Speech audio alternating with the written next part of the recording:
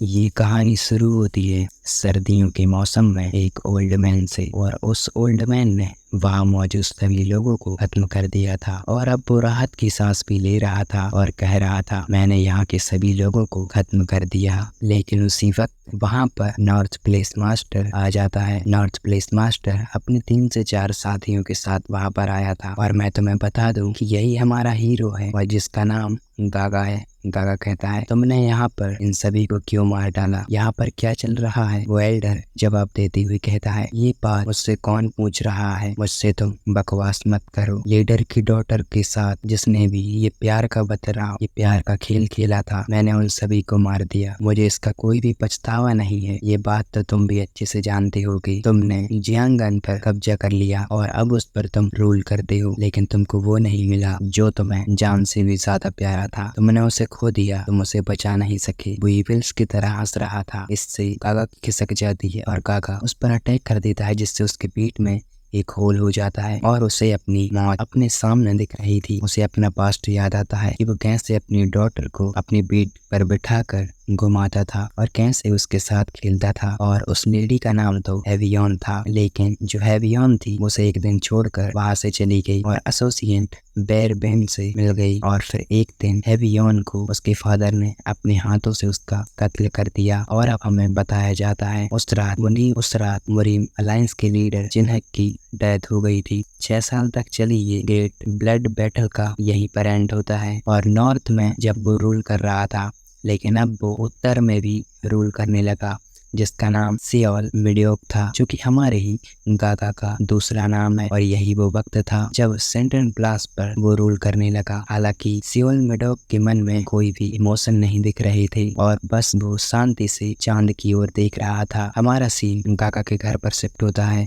गागा अपने पास एक फूल रखे हुए होता है और इस फूल को बहुत ही प्यार से देख रहा था। गागा अपने पास्ट को याद करता है कि उसे वो फूल कैसे मिला था। तभी वहां पर एक लेडी आती है और गागा कहता है, एवियन आखिरकार बात क्या हो गई है? एवियन आकर कहती है, आखिरकार ये लव फ्लावर मुझे फाइनली मिल ही गया। गागा कहता है, लव फ्लावर ये तो तभी खिलता है जब तुम किसी से सच्चा प्यार करती हो। एवियन कहती है, गागा मैंने तुम्हारी फीलिंग्स पर कभी भी शक नहीं किया है। हालांकि मैं इतना परेशान थी कि ये फ्लावर कभी भी नहीं खिलेगा, लेकिन अब ये पूरी तरह से खिल गया है और यही एक तरफा प्यार की मेरी ताकत है। गागा क्या तुम भी मुझसे सचमुच प्यार करते हो? गागा उसे गले लगाता है और कहता है, बिल्कुल, मैं तुम्हारे अलावा और किसी को भी नहीं चाहता एवियन। और वो अपने मन ही मन में सोच रहा था, मैं उस दिन बहुत ही ज्यादा खुश था। मैं उस फूल के लिए काफी ज्यादा ग्रेटफुल था। हमारा सीन प्रेजेंट में आता है और गागा कहता है, मुझे लव फ्लावर का एक गार्डन भी क्रिएट करना चाहिए, सिर्फ मेरी हेवियन के लिए। चाहे मैं कितनी भी कोशिश कर लूं, मैं उसे कभी भी भुला नहीं पाऊंगा। लेकिन अचानक से जो लव फ्लावर था वो जाग उठता है। मेरा मतलब है वो खिल जाता है। और जो गागा था वो कहता है, ये पॉसिबल भी कैसे हो सकता है? और वो तभी मियाओं को आवाज देता है और मियाओं को आवाज दिए आधा सेकंड भी नहीं हुआ था, मियाओं वहां पर तुरंत आ जाता है। गागा मियाओं को ऑर्डर देता है कि कोई ऐसे आदमी को मेरे पास लाओ जो मेरी आंखों के सामने जो हो रहा है वो मुझे समझा सके। सेंट्रल प्लास को खोज करो उसकी, जो भी मुझे से समझा पाएगा। मियाओ इसे हाँ कहकर वहां से चला जाता है। हम कुछ दिनों बाद का सीन देखते हैं। मनकजा, जिनके बारे में कहा जाता है ये दुनिया की हर चीज को जानते हैं, जो कि नॉर्थ आइस प्लेस पर सारे लोग इकट्ठा हुए थे। वो लोग आपस में बातें कर रहे थे कि आखिरकार हमें यहाँ पर क्यों बुलाया गया है। तभी ऊपर से एक आवाज आती है कि अंदर आ जाओ सारे लोग। और सारे लोग जैसे जैसे आगे बढ़ रहे थे, उनके सामने जो रोशनी थी वो बढ़ती जा रही थी। एक जो एल्डर होता है उसे देखकर तो पागल ही हो गया था, क्योंकि उसने ऐसा कुछ देख लिया था जिसकी उसने कभी कल्पना भी नहीं की थी। वो एल्डर कहता है, ये पहली बार है जब मैंने मेरी पूरी जिंदगी में लव फ्लावर का एक गार्डन देखा है।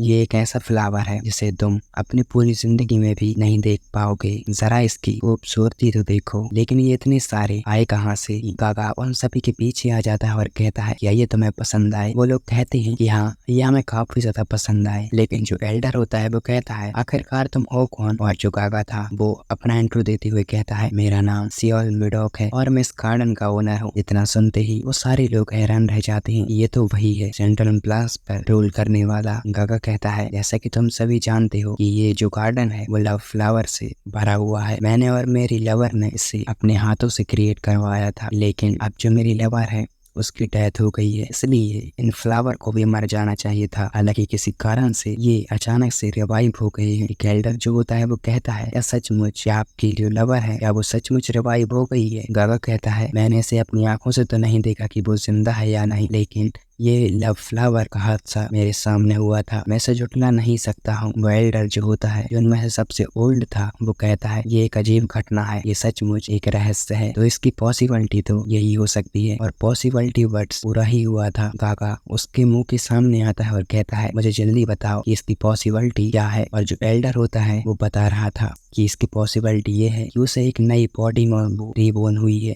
दूसरे शब्दों में कहूँ तो वो रीइंकार्नेट हो गई है। ऐसा लगता है कि जो हमारे प्लेस मास्टर है, मेरा मतलब कि जो गागा है, जो उसकी लवर है, वो कहीं ना कहीं रीइंकार्नेट हो गई है। गागा इसे सुनकर हैरान रह चुका था। एल्डर अपनी बात को कंटिन्यू करता है और कहता है, अगर ऐसा नहीं होता तो ये लव फ्लावर खिलने का कोई रीजन सामने ही नहीं आता। गागा खुश होता है और कहता है कि रीइंकार्नेशन, मुझे तुमसे यही उम्मीद थी, मैं सक्सेस हुआ, मैंने सब कुछ पा लिया, लेकिन फिर भी मेरे लिए जो तुम्हारे लिए जो खाली है वो अभी भी मुझे महसूस होता है। जैसे जैसे नार बढ़ता जा रहा था, तुम्हारे लिए मेरी लालच भी बढ़ती चली जा रही थी। मैंने तुम्हें खो दिया, मुझे जीने का कोई भी मकसद नहीं मिल रहा था, लेकिन अब मेरे पास एक मकसद है। गागा उन सभी से कहता है, हम उसे जल्द ही ढूंढ सकते हैं, तो मुझे जल्दी समझाओ कि हम उसे कैसे ढूंढेंगे। एल्डर गागा से कहता है, ऐसा कहा जाता है कि जब तो लवर एक ही जगह पर होते हैं तो ये जो फ्लावर है वो चमक उठता है। जैसे ही प्लेस मास्टर आपको आपकी जो लवर है वो मिल जाएगी तो ये जो लव फ्लावर है वो उसी टाइम पर खिल उठेगा। गागा अपने मन ही मन में सोच रहा था, जब मैं इसके बारे में सोचता हूँ तो हेवियन जब एक लव फ्लावर लाई थी तब वो खिल रहा था, मैंने उस टाइम इसके बारे में नहीं सोचा, लेकिन ये सचमुच एक रहस्य है। वो एल्डर गागा से कहता है, ये एक जिंदा फूल के नाम से जाना जाता है, लेकिन इसे जिंदा रखना काफी मुश्किल है, इसलिए मेरा सजेशन ये है कि आप इसे एक क्रिस्टल में तब्दील कर इसे पहन लें। गागा कहता है, क्या ये पॉसिबल हो सकता है? एल्डर कहता है कि हाँ जरूर। गागा वहाँ से थोड़ा आगे चलता है और कहता है, अच्छा तो मैं सब कुछ तुम्हें सौंप रहा हूँ, हम 10 दिन के बाद यहाँ से रवाना होंगे, तो सारी तैयारी कर लेना। एल्डर कहता है, हम लोग समझ गए। गागा कहता है, अगर सब कुछ ठीक रहा तो मैं हर एक शख्स को 100 नंग गोल्ड के कॉइन जो है मैं वो दूंगा। सारे लोग हैरान रह जाते हैं और कहते हैं कि आप सीरियस हैं? गागा इतना कहकर वहाँ से चला जा चुका था, लेकिन गागा के मन में बहुत कुछ चल रहा था। गागा कहता है, मैं अपनी इस आशा को कभी भी नहीं जाने दूंगा, कोई बात नहीं, तुम कभी भी हो, तुम कहीं भी हो, भले ही तुम नर्क में हो, मैं तुम्हारा फॉलो वहाँ भी करूंगा, बस मेरा इंतजार करो एवियन, मैं जल्द ही तुम्हारे पास आ जाऊंगा। उन समुद्र में एक बहुत ही बड़े शिप को देखते हैं, जो कि वह किसी का नहीं बल्कि गागा का ही था। गागा एक मैप को देख रहा था और कहता है, ये यहाँ तो बिल्कुल भी नहीं है। और गागा हमें बता रहा था कि 3 साल और 5 महीने हो गए हैं जब से मैंने उसकी तलाश करना शुरू किया है, अभी तक वो कहीं भी सेंट्रल प्लान्स में मुझे नहीं दिखी है। यहाँ तक कि मैंने इस टाइम के दौरान ट्रांसमिशन से भी आगे बढ़ना शुरू किया है, लेकिन उसका अता पता अभी नहीं है। और वो उस क्रिस्टल को पकड़ता है और अपने पास्ट पर चला जाता है, जहाँ पर उसके पास्ट में बताया जाता है जब गागा हेवियन से कह रहा था, तुम्हें जाना ही था तो तुम आई ही क्यों? हेवियन कहती है, ये मेरे फादर का डिसीजन है, मुझे वार्ता में भाग लेना है, अगर मैं उनकी बेटी हूँ तो मुझे ये करना ही होगा, प्लीज तुम इस पर एक बार बिलीव तो करो। गागा कहता है, ये एक ट्रैप हो सकता है। हेवियन कहती है, बस एक बार मैं अपने फादर पर भरोसा करना चाहती हूँ, प्लीज मुझे तुम जाने की परमिशन क्यों नहीं देते हो? गागा बहुत ही मुश्किल से कहता है कि ठीक है, अगर तुम्हें कुछ भी गलत लगता है तो बिना कुछ सोचे समझे वापस आ जाना। हेवियन कहती है कि हाँ जरूर, लेकिन हेवियन जाने से पहले उसे एक रिंग को गिफ्ट करती है और कहती है, ये मेरी मदर का निशानी है, उन्होंने कहा था इस नेकलेस में इसे देने वाले को वापस लौटाने की पावर है, ये नेकलेस हमेशा तुम्हारे पास रखना और चिंता मत करो, मैं कहीं नहीं जा रही हूँ। गागा हमें डार्कनेस में बता रहा था, उसी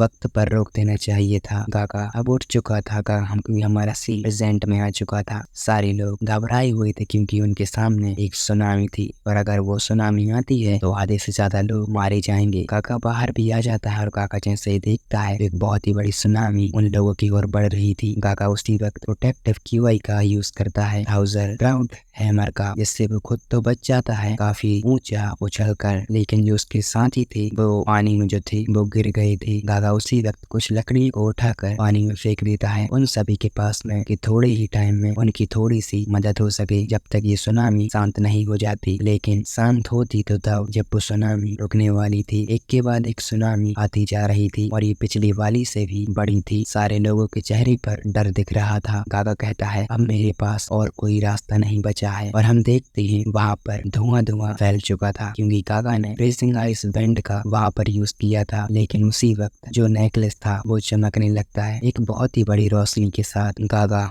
वहाँ से गायब हो जाता है और हम सुबह का सीन देखते हैं जहाँ पर जो समुद्र था वो शांत हो चुका था। वो लोग वहाँ पर खड़े होकर आसमान की ओर देख रहे थे। हम गागा को देखते हैं। गागा एक अलग ही जगह पर टेलीपोर्ट हुआ था। गागा अपने मन ही मन में कहता है मैं यहाँ पर कैसे पहुँचा और मैं हूँ कहाँ? मैं तो समुद्र में तूफानों से लड़ रहा था और क्या मैं अभी ये गाड़ी में हूँ? हम कुछ मक्खियों को देखते हैं जो कि कुछ ह्यूमंस पर वार कर रही थी। एक लेडी और एक छोटी बच्ची तो बाल बाल बच गई थी, वो मरने वाली थी, लेकिन वहाँ पर किसी ने आकर उस मक्खी के 2 टुकड़े कर दिए थे और हम देखते हैं लगातार दूसरी मक्खी के भी 2 टुकड़े कर दिए जाते हैं। सारे लोग इसे देखकर हैरान थे। वहाँ पर हम देखते हैं गागा की एंट्री हो चुकी थी। गागा ने अपनी एक उंगली से उन दोनों मक्खियों को खत्म कर दिया था। गागा कहता है ये जगह देखने में तो सेंटर ब्लास्ट बिल्कुल नहीं लगता, ये तो मुझे कोई ऑर्गन्स लगता है। और वो ऑर्गन्स लोगों को देखता है जो कि वहाँ पर मौजूद थे, लेकिन जो सारी मक्खियाँ थी वो गागा की ओर बढ़ रही थी। गागा का रिएक्शन थोड़ा अजीब था। गागा कहता है फॉर्गन मक्खियां सेंट्रल प्लांट्स में आखिरकार कर क्या रही हैं? गागा के साइड में से एक मक्खी काफी तेजी से गुजरती है क्योंकि गागा ने उसे डॉज कर लिया था, लेकिन जैसे ही वो पीछे पहुंचती है गागा डिवाइन वाइंड आइस रिलम का यूज करता है जिससे वो उस मक्खी को वहीं पर फ्रीज तो करता है और तभी उसी वक्त उसके टुकड़े टुकड़े हो जाते हैं। गागा कहता है एक नॉर्मल सी बीस्ट मक्खी इंसानों पर हमला कर रही है क्योंकि वो थोड़ी सी बड़ी क्या हो गई, तो आओ मैं तुम्हें तुम्हारी औकात दिखाता हूँ। गागा बहुत ही तेजी से आगे बढ़ जाता है। गागा को 2 सेकंड भी नहीं लगे थे वहाँ की सारी मक्खियों को फ्रीज करने में और फ्रीज करने के बाद तो उसने उनके टुकड़े टुकड़े कर दिए थे। गागा कहता है ये कुछ ज्यादा ही नहीं हो गया? सारे लोग इसे देखकर हैरान रह चुके थे। एक शख्स जिसका नाम एडमंड जो रॉयल मर्चेंट का लीडर होता है वो उसके पास आता है और यही बात उसने अपनी फॉरेन लैंग्वेज में बोली थी जो कि गागा को बिल्कुल समझ में नहीं आ रही थी। एडमंड कहता है आपका शुक्रिया, मैं हूँ मर्चेंट एसोसिएशन का लीडर मैजिक स्वॉर्ड। सर आपका क्या मैं नाम पूछ सकता हूँ? गागा को इसकी बातें बिल्कुल समझ में नहीं आ रही थी। गागा कहता है ये बोल क्या रहा है? ऐसा लगता है जैसे कि ये मुझे शुक्रिया कह रहा है, मुझे माफ करना लेकिन मुझे फॉरेन लैंग्वेज बिल्कुल भी नहीं आती है। क्या यहाँ कोई है जो सेंटेंट प्लांट्स की लैंग्वेज को बोल सकता है? देख कर तो ऐसा नहीं लग रहा। सारे लोग आपस में कुछ बातें कर रहे थे जो कि मुझे तो इनकी लैंग्वेज बिल्कुल भी नहीं आती। गागा कहता है मैं पूछ रहा हूँ क्या यहाँ कोई सेंट्रल प्लांट्स की लैंग्वेज का यूज करता है? जो फॉरेन था वो अपने साथियों की ओर देखता है और उनसे कुछ कहता है और वो उसका जो साथी था उसे एक रिंग देता है और जैसे ही उस रिंग को पहनता है वो अजीब सी हरकतें करने लगता है। लेकिन जैसे ही उसने वो रिंग पहनी थी अब वो शख्स गागा की सेंट्रल प्लांट्स वाली लैंग्वेज में कहने लगता है और कहता है क्या आप अब मुझे समझ सकते हैं? गागा उस एडमंड से कहता है तुम अचानक से सेंटेंट क्लास की लैंग्वेज कैसे बोल सकते हो? क्या ये इस रिंग की पावर है? एडमंड कहता है मैं देख रहा हूँ कि ये सेंट्रल क्लास की ही लैंग्वेज है, तो मुझे फिर से अपना इंट्रो देने दो। मैं एडमंड रॉयल मर्चेंट का एसोसिएशन का लीडर हूँ। आपका शुक्रिया मर्चेंट एसोसिएशन को बचाने के लिए। क्या मैं मैजिक स्वॉर्ड सर आपका नाम जान सकता हूँ? गागा कहता है मैं नहीं जानता कि मैजिक स्वॉर्ड क्या होता है, लेकिन मेरा नाम सियोल मिडोक है। एडमंड कहता है मुझे माफ करना, क्या आप नहीं जानते कि स्वॉर्डमैन मैजिक क्या होता है? वो उसे बताता है ये एक मैजिक स्वॉर्डमैन वाला वो आदमी होता है जो आपकी तरह मैजिक और स्वॉर्डमैन से दोनों को जानता है। गागा को कुछ भी पल्ले नहीं पड़ रहा था कि आखिरकार ये मैजिक होता क्या है। एडमंड अपने मन ही मन में सोच रहा था कि उसने हमारे ठीक सामने अपना मैजिक आइस को यूज किया और उन सारे बक्स को खत्म कर दिया। लेकिन ठीक है मैं तुम्हें अच्छे से एक्सप्लेन देता हूँ। लेकिन गागा को इसे सुनकर गुस्सा आ जाता है। गागा कहता है मैंने बस तुमसे एक सवाल पूछा है, मुझे सिर्फ उसी का जवाब दो। और हमारा सीन शिफ्ट हो जाता है रात की तरफ। गागा और एडमंड और बाकी सारे लोग आग जलाकर बैठे हुए थे। गागा एडमंड से कहता है सेंटन प्लेस के इस हिस्से की मैजिक की सेंटन प्लेस में इस हिस्से जादू का नाम तो मेरा मतलब है मैजिक के नाम का तो कोई अता पता ही नहीं है। एडमंड कहता है वैसे आप जिस सेंटन प्लास के बारे में बात कर रहे हैं क्या वो है भी? गागा कहता है तुम्हारा मतलब क्या है? यही सेंटन प्लास नहीं है तुम क्या कह रहे हो कि तुम नहीं जानते या भी हम कहाँ हैं? वैसे लिए पूछ रहा हूँ क्योंकि सेंटन प्लास में रहते हुए तुम्हें इसी का पता नहीं है, तो ये बेवकूफी नहीं तो क्या है? एडमंड कहता है, मैजिक स्वॉर्ड सर, ये सेंटन प्लास नहीं है, हम ड्रेक किंगडम की कैपिटल बारहन की ओर जो जंगल है हम उसके बीचों बीच हैं। काका कहता है, क्या मेरे फॉरगन फ्रेंड्स भी बन गए? मैं किसी भी सेंटन प्लास में डेक के बारे में नहीं सुना, और क्या तुम इतने बूढ़े तो नहीं लगते हो जितना कि तुम्हारा जो ब्रेन है वो सदमे में पहुंच चुका है। एडमंड कहता है, हाँ बूढ़ा तुम मुझे कह सकते हो क्योंकि मेरी उम्र 50 साल है, बल्कि मैं परेशान हूँ क्योंकि तुम्हारे बचाए जाने के बाद भी तुम इस बारे में जोर दे रहे हो कि ये सेंटन प्लास तो बिल्कुल भी नहीं है। गागा को इससे थोड़ा गुस्सा आता है और कहता है, अगर ऐसा मामला है तो हम उस बच्चे से पूछ सकते हैं जो उस पेड़ के पीछे से हमें काफी देर से सुन रहा है। एडमंड उस बच्चे से कहता है, लियो तुम यहाँ पर क्यों हो? गागा लियो से कहता है, सेंटन प्लास या डे, मुझे ईमानदारी से इसका जवाब देना, मैं तुमसे कुछ पूछ रहा हूँ। लेकिन एडमंड कहता है, चाहे तुम कुछ भी कहो, लियो को तुम्हारी बातें समझ में नहीं आने वाली है। मैं यहाँ तुम्हें ये रिंग देता हूँ, इसे अपनी उंगली पर रखो और जोर से चिल्लाओ कि लैंग्वेज का मतलब को समझो। गागा अपने मन में कहता है, भले ही किसी पागल आदमी को लैंग्वेज समझानी चाहे, लेकिन इसे ये रिंग का सर्टिफिकेट को उधारी पर देना, ये सचमुच पागल हो गया है। लेकिन इसका कोई सेंस नहीं बनता। गागा उसकी रिंग को पहनता है और ठीक वैसा ही करता है जैसा एडमंड ने कहा था। गागा के आसपास बहुत सारे जो वर्ड्स थे वो आने लगते हैं। गागा कुछ लोगों को बातें करते हुए सुनता है जो कि आर्चर, जो कि उसी एसोसिएशन के कुछ मेंबर होते हैं। गागा अपने मन में कहता है, मैं अब इनकी बातों को समझ सकता हूँ। गागा अब लियो से पूछता है, लियो मुझे अब तुम जवाब दो कि ये सेंटन प्लेस है या फिर ड्रे? लियो का जवाब होता है, मुझे माफ करना लेकिन सेंटन प्लेस क्या होता है? ये एक जंगल है जो ड्रेक किंगडम की कैपिटल बारहन की ओर जाने वाले रास्ते पर है। गागा कहता है, आखिरकार तुम क्या कह रहे हो? यही बात तो ये बूढ़ा इंसान कह रहा था, या तुमने इस बच्चे को ये कहने पर मजबूर किया? एडमंड कहता है, बिल्कुल भी नहीं, इसमें कोई शक नहीं है, तुम हमारे एसोसिएशन के मेंबर से भी ये पूछ सकते हो कि ये कोई लांस तो बिल्कुल भी नहीं है। गागा कहता है, इनके रिएक्शन को देखकर लगता है ये लोग झूठ नहीं बोल रहे हैं, और क्या ये सचमुच सेंटन प्लास नहीं है? गागा को तभी फ्लैशबैक याद आता है कि मैं अपनी शिप पर तूफानों से लड़ रहा था और जब मेरी आँख खुली तो मैं एक गाड़ी के अंदर था, तो क्या मैं सचमुच टेलीपोर्ट हो गया हूँ? और यहीं पर हमारा जो तीसरा चैप्टर था वो भी एंड हो जाता है। गागा उठकर खड़ा हो जाता है और कहता है, ये ड्रेक किंगडम है, ये कोई सेंटन प्लास तो बिल्कुल भी नहीं है। लेकिन गागा के दिल में एक पल के लिए एक दर्द पैर होता है और वह कुछ ही देर में शांत हो जाता है। गागा अपने मन ही मन में सोच रहा था, मैंने अभी ड्रेनिया में वो कौन सा अजीब एहसास किया था। एडमंड गागा को समझाने की अब भी कोशिश कर रहा था कि ये कोई सेंटन प्लास नहीं है, तुम मेरा बिलीव क्यों नहीं कर रहे हो? गागा तो इस बात से परेशान हो गया था और वो अपने मन ही मन में सोच रहा था, ये एनर्जी का मैंने एक्सपीरियंस काफी ज्यादा चीजों की बात किया है, तो ये सब सच है। एडमंड चिल्लाते हुए कहता है कि आखिरकार अब तुम कहाँ जा रहे हो? गागा वहाँ से भाग जाता है और भागते भागते उसी एनर्जी का पीछे कर रहा था जो एनर्जी उसे महसूस हुई थी, और वो फाइनली वहाँ पर पहुँच जाता है। उस एनर्जी के पास जैसे ही वो पहुँचता है वो आसमान की ओर देखने लगता है। वहाँ पर बहुत ही बड़ी अमाउंट में वो एनर्जी फैली हुई थी। गागा को वो एनर्जी काफी ज्यादा दर्द दे रही थी। गागा काफी ज्यादा चीख रहा था और वो फाइनली शांत हो जाती है। गागा अपने मन ही मन में कहता है, मेरी ड्रेनिया में जमा QI डबल जो है वो हो गई है। हालांकि मैं सेंट्रल प्लान्स के बजाय एक अजीब ही जगह यहाँ पर पहुँच चुका हूँ। मुझे हेवियन को जल्दी ही ढूंढना होगा। गागा के गले में जो नेकलेस था जो कि हेवियन ने दिया था, जो कि हेवियन की मदर की एक लास्ट एहसानी थी, वो चमकने लगता है। गागा कहता है, क्या ये इस टाइम इस हार से निकलने वाली इस नेकलेस के कारण है? गागा को हेवियन की याद आती है जब हेवियन ने कहा था कि इस नेकलेस में इसे देने वाले को वापस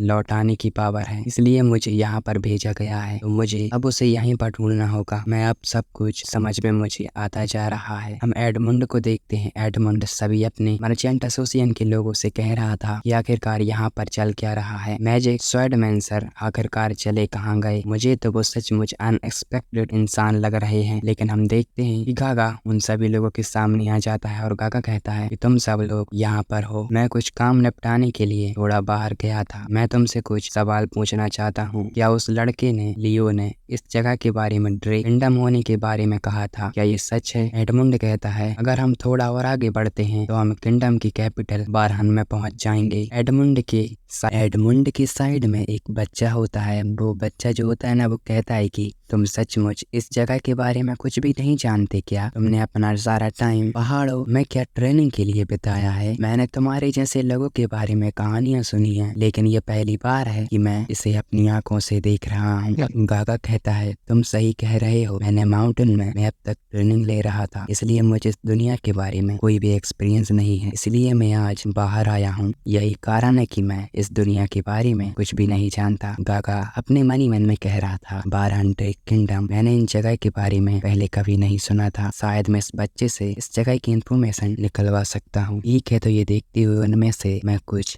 अलग अलग रंग की जगहों के बारे में जानना चाहता हूँ। मैंने इसके बारे में तो थोड़ा ही बहुत सुना है, लेकिन जो बच्चा होता है वो गागा से कहता है, जैसा कि मुझे उम्मीद थी, मैं सही था। मैं तुमको कुछ चीजें सिखाऊंगा। मैजिक स्वॉर्डमैन सर, गागा कहता है, मैं तुम्हारी इस मदद के लिए काफी ज्यादा शुक्रगुजार हूँ। और जो बच्चा होता है वो गागा को अपने साथ चलने के लिए कहता है। गागा उस बच्चे से उसका नाम पूछता है। जो बच्चा जो होता है ना, वो कहता है कि मेरा नाम लूफी है और आपका नाम क्या है? Sir, magic swordsman. और जो एडमुंड होता है उसे थोड़ा गुस्सा आ रहा था। एडमुंड अपने मन ही मन में कह रहा था, ये अचानक से इतना ज्यादा फ्रेंडली बर्ताव क्यों कर रहा है? और हम बताया जाता है कि उस रात मैंने लूफी से इस जगह और यहाँ के लोगों का इस्तेमाल की जाने वाली जो लैंग्वेज थी उसके बारे में सीखना शुरू किया। ये जितना अनबीटेबल दिखता है, ये उतना ज्यादा हैवी, लेकिन ये जो दुनिया है वो पूरी तरह से अलग है। यहाँ की जो लैंड है उसका आकार भी पूरी तरह से अलग है। इस दुनिया में ना कि बौने लोग रहते हैं, बल्कि यहाँ पर कई ज्यादा और दूसरी जातियाँ रहती हैं। अगर मुझे तुम्हें बताना पड़े तो मैं कहूँगा कि बेस्टमीन जैसी और ड्रैगन जैसे जो बीस्ट हैं वो इस वर्ल्ड में रहते हैं। और यहाँ तक कि नहीं, बल्कि यहाँ पर कई सारी मैजिक सर्कल भी पाए जाते हैं। और जो लूफी होता है वो गागा को इस सब के बारे में इंफॉर्मेशन दे रहा था और उसे कुछ सिखा रहा था। लूफी गागा से कहता है कि ये जो तुम मैजिक का सर्कल देख रहे हो, इसके ऊपर जितने ज्यादा सर्कल होंगे तुम उतने ज्यादा मंत्रों का यूज कर पाओगे। फिर कोई भी आदमी जहाँ चाहे वहाँ टेलीपोर्ट हो सकता है। ये उसकी सिर्फ एबिलिटी पर डिपेंड करता है। तुम जितने ज्यादा एक्सपीरियंस होगे तुम उतनी जल्दी इसे कर सकते हो। गागा अपने मन ही मन में कहता है, इस दुनिया में कौन सी जो काफी ज्यादा चीजें हैं जो मुझे हैरान कर रही हैं। गागा आसमान की ओर देखता है और गागा को एक नहीं दो नहीं बल्कि तीन मून जो थे गागा को वो दिख रहे थे। गागा अपने मन ही मन में कंटिन्यू कह रहा था कि मुझे ये एक्सेप्ट करना होगा कि ये जगह सेंट्रल प्लांट से काफी ज्यादा अलग है। और क्या है वियान, क्या तुमने मुझे यहाँ पर समन किया है? हम एक शख्स को देखते हैं जो कि काफी जोरों से चिल्ला रहा था और कहता है, तुम्हें ऐसा नहीं करना चाहिए। गागा को उसकी आवाज सुनाई देती है। गागा वहाँ पर जाने लगता है। हम जहाँ से आवाज आ रही थी वहाँ पर एक लेडी को देखते हैं जो कहती है, आखिरकार तुम्हारा मतलब क्या है? अगर पास आए तो मैं इस छोटी लड़की को और अपने आप को दोनों को खत्म कर लूंगी। वहाँ के जो लोग जो थे ना वो उसे बचा रहे थे। वो कहते हैं, सबीना प्लीज तुम रुक जाओ और तुम ऐसा तो मत ही करो। एक शख्स सबीना से कहता है कि हम जब पहुंचेंगे तो हम तुम दोनों को ठीक करने के लिए किसी मैजिशियन के पास चलेंगे। मैं एडमंड से भी एहसान मांगूंगा कि वो एनी को कोई भी नुकसान न पहुंचाए। और जो छोटी बच्ची थी उसका नाम एनी होता है। सबीना कहती है, चार्ल तुम क्या सोचते हो कि मैं बेवकूफ हूँ? यहाँ तक कि कैपिटल में भी इसका जो इलाज है वो नहीं हो सकता, और अगर कोई इलाज करता भी है तो काफी ज्यादा पैसों की जरूरत पड़ेगी। असेसियन का जो अंडा है वो मेरे दिल में अभी फंसा हुआ है। मैं किसी भी टाइम एक लार्वा में बदल सकती हूँ। मुझे कैसे भी कर ठीक होना है। हम देखते हैं कि जो सबीना थी उसके गले में जो थोड़ा लार्वा का जो भी कुछ है वो हमें इफेक्ट दिख रहा था। लार्वा इससे काफी ज्यादा हैरान जो थी वो रह रही थी। और लार्वा अपना डैगर को ऊंचा करती है और कहती है, इसलिए मेरे लिए पहले ही मर जाना बेहतर होगा, क्योंकि मैं किसी भी एक टुकड़े में अपने आप को खत्म कर लूंगी और मैं दर्दनाक मौत तो बिल्कुल भी नहीं चाहती हूँ। लेकिन गागा वहाँ पर आता है और कहता है, रुक जाओ, मुझे पता है तुम्हारी सिचुएशन कैसी है। सबीना कहती है, सर मैजिक स्वॉर्डमैन। गागा कहता है, तुम इसके साथ इस तरह से बर्ताव नहीं कर सकती, इसलिए अपने डैगर को फेंक दो। हम देखते हैं गागा ने जैसे ही उससे डैगर फेंकने के लिए कहा, सबीना ने तुरंत डैगर फेंक दिया था। गागा अब सबीना से कहता है, तुम दोनों एक जगह पर बैठ जाओ, मैं तुम लोगों का इलाज कर देता हूँ। एडमुंड वहाँ पर आ जाता है और गागा से कहता है, क्या आप सचमुच इसका इलाज की मैजिक के बारे में जानते हैं? Sir magic swordsman. गागा जो होता है वो एडमुंड से कहता है, मैं मैजिक तो नहीं जानता, लेकिन मैं कुछ इलाज की टेक्निक के बारे में जानता हूँ जो मैं यहाँ पर यूज करूंगा, इसलिए प्लीज तुम शांत हो जाओ। एडमुंड गागा से कहता है, प्लीज इन बच्चों को बचा लीजिए, मेरे पास तुम्हें देने के लिए कुछ नहीं है, लेकिन मैं पूरी पूरे दिल से तुम्हारा ये जो एहसान है वो मैं चुकाने की कोशिश जरूर करूंगा। गागा कहता है तो ठीक है, तो अब थोड़ा चुप हो जाओ और थोड़ा दूर हट जाओ, क्योंकि मैं इलाज जो है वो मैं शुरू करने वाला हूँ। एडमंड कहता है कि मैं समझ गया। एडमंड वहाँ के सभी लोगों को थोड़ा पीछे हटने के लिए कहता है। गागा सवीना के लगातार पास जाता है। गागा कहता है तुम्हें इतना ज्यादा परेशान होने की जरूरत नहीं है, इसमें ज्यादा टाइम नहीं लगेगा। मैं चाहता हूँ कि तुम अपनी आंखें बंद कर लो और शांत हो जाओ। गागा अपना जो मैजिक था वो इस्तेमाल कर रहा था और हम उन दोनों की हड्डियों को देखते हैं जो कि हमें दिख रही थी। गागा अपने मन ही मन में कहता है बग का एक अंडा इनके दिल में फंस गया है, और हम देखते हैं गागा ने उसे फाइनली ढूंढ भी लिया था। गागा कहता है लक्ष्य मैंने। गागा कहता है लक्ष्य ये अभी टूटा नहीं है, लेकिन अब जो मेरी एनर्जी है मैं अगर उसे कंट्रोल करूं तो मैं हार्ट को बिना नुकसान पहुंचाए इस अंडे को जला सकता हूं। और गागा एक वैसा ही कर रहा था उन दोनों के साथ। अब उन दोनों की जो आंखें थी वो खुल चुकी थी। गागा खड़ा हो जाता है और कहता है इलाज पूरा हुआ। मैंने उन सभी कीड़ों के अंडों को खत्म कर दिया है जो तुम्हें ये सब बनाने पर मजबूर कर रहे थे। एडमंड को इस पर विश्वास ही नहीं हो रहा था। एडमंड कहता है तुमने एनी और सवीना को एक कर दिया। जो लिया होता है वो गागा से कहता है क्या आप सच कह रहे हैं, क्या आपने सचमुच उनकी बीमारी को खत्म कर दिया है? गागा कहता है इसका कोई साइड इफेक्ट नहीं होगा, इसलिए तुम दोनों को चिंता करने की कोई भी जरूरत नहीं है। जो एनी होती है, जो छोटी बच्ची थी ना, उसका नाम एनी था। एनी कहती है सर मैजिक स्वॉर्डमैन आपका काफी ज्यादा शुक्रिया। सवीना भी उसे शुक्रिया कहती है और बाकी के सभी लोग भी। हम गागा को देखते हैं जो कि रात के टाइम एक पेड़ के नीचे आसमान की ओर देख रहा था, और गागा कहता है आज मुझे तुम्हारी याद फिर से आ गई। मुझे उम्मीद थी कि हम जल्द ही दोबारा जरूर मिलेंगे। हम एक बहुत ही बड़े कैसल को देखते हैं और कुछ लोगों को जो कि उसी की ओर लगातार बढ़ रहे थे। एडमंड जो था वो काफी ज्यादा गर्मी के कारण काफी ज्यादा पसीने में पूरा भीग चुका था। गागा कहता है आखिरकार ये चल क्या रहा है? गागा लूफी से कहता है सर मैजिक। लूफी गागा से कहता है सर मैजिक स्वॉर्डमैन आप क्या थोड़ा जो पानी है या वो पियेंगे? गागा उसे शुक्रिया कहता है, लेकिन गागा जैसे ही बोतल को पकड़ता है गागा को काफी ज्यादा जो गर्म पानी था ना वो महसूस होता है। गागा कहता है तो इसमें मैं थोड़ी सी मेरी जो कोल्ड एनर्जी है वो मैं इसमें क्यों नहीं मिला देता? जो लूफी होता है वो गागा से कहता है आज बहुत गर्मी है, क्या आप ठीक हैं सर स्वॉर्डमैन? गागा कहता है हाँ ये काम थोड़ा अच्छा है। और जो गागा ने अभी जिस बोतल में अपना जो कोल्ड एनर्जी डाला था उसी बोतल को लूफी के चेहरे पर लगा देता है। लूफी कहता है ये पानी की बोतल काफी ज्यादा अजीब आवाज आ रही है, लेकिन ये काफी ज्यादा ठंडा है। आखिरकार ये इतना ज्यादा ठंडा कैसे है? और लूफी उस पानी को वहीं का पूरा पी लेता है। गागा लूफी से कहता है ये काफी ज्यादा अच्छा है। लूफी कहता है सर स्वॉर्डमैन क्या आप इस पानी की बोतल को फ्रीज कर सकते हैं? गागा अपने मन ही मन में कहता है ठीक है क्यों नहीं, इस बच्चे ने मेरी काफी मदद की है, मुझे लगता है कि मैं इसके लिए इतना तो कर ही सकता हूँ। गागा उसकी बोतल को जो फ्रीज था वो कर देता है, जिससे पानी जो था काफी ज्यादा ठंडा हो जाता है। लेकिन हम देखते हैं कि धीरे धीरे जो सारे लोग थे वो गागा के पास आ गए थे। सबीना, एनी, लियो और एक और जो शख्स था वो भी आ जाते हैं। वो सारे लोग अपनी अपनी बोतल को आगे कर लेते हैं और कहते हैं सर प्लीज आप इसमें भी कर दीजिए। जो गागा था वो कहता है ये थोड़ा डिफिकल्ट है, लेकिन मैं मना भी तो नहीं कर सकता। और तभी वहाँ पर एडमंड आता है। एडमंड सभी से पूछता है आखिरकार यहाँ पर क्या चल रहा है, या कोई मुझे एक्सप्लेनेशन देगा? लूफी कहता है सर मैजिक स्वॉर्डमैन ने हमारे लिए जो आइस है वो क्रिएट कर दी, हालांकि और ब्रदर सिस्टर ने काफी ज्यादा देखकर काफी ज्यादा खुश भी हैं।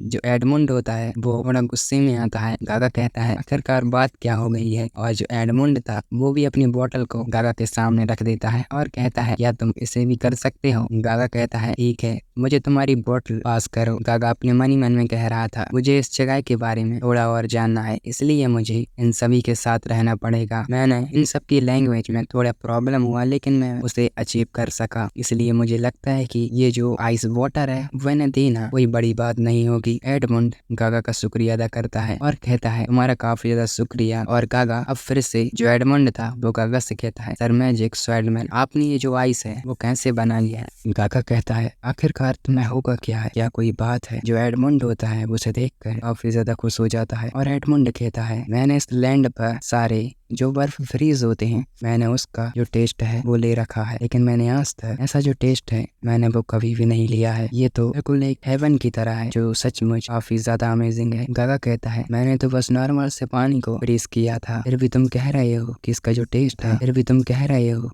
टेस्ट है वो बाकी सबसे अलग है। जो एडमंड था वो सभी को बताता है कि ये जो आइस बनाते टाइम पानी को सीधे जमा देने के लिए ठंडी हवा स्पेशल तौर पर आम तौर पर ये सब कुछ करना पड़ता है, लेकिन ये सब कुछ वातावरण पर डिपेंड करता है कि हम इसे किस तरह से इकट्ठा करते हैं। इस दौरान इस सब की जो बनाने की जो प्रक्रिया होती है, इसे नेगेटिव बर्फ मिल जाती है और इसका जो टेस्ट होता है वो थोड़ा बेकार हो जाता है। हालांकि हर एक मैजिशियन के पास इसे बनाने के अलग अलग तरीके होते हैं, इसलिए ऐसे आदमी को ढूंढना मुश्किल है जो बिल्कुल प्योर आइस बना सके, इसीलिए इसे प्योर आइस का नाम दिया गया है। हालांकि ये तुम्हारी आइस है वो काफी ज्यादा प्योर है, यही कारण है कि इसका जो टेस्ट है वो काफी ज्यादा अच्छा है। गागा कहता है मैं देख रहा हूँ, यह मुझे धीरे धीरे सब कुछ समझ में आ रहा है, इसलिए इन सभी को ये सब कुछ इतना ज्यादा अच्छा लग रहा था। मैं यही सोचकर हैरान था कि ये बस एक नॉर्मल सी आइस है, लेकिन जब रिजल्ट मेरे सामने आ गए तो मैं भी एक पल के लिए हैरान रह गया था। तो अगर मैं अच्छे मूड में हूँ तो चलो हम इसे फिर क्यों नहीं बनाते हैं। गागा उसे फिर से क्रिएट करने के लिए जा ही रहा था, लेकिन एडमंड जो था वो गागा को रोकता है और कहता है सर मैजिक स्वॉर्डमैन, क्या आप मेरे लिए भी एक बना सकते हैं? ये मेरी आपसे एक रिक्वेस्ट है। और हम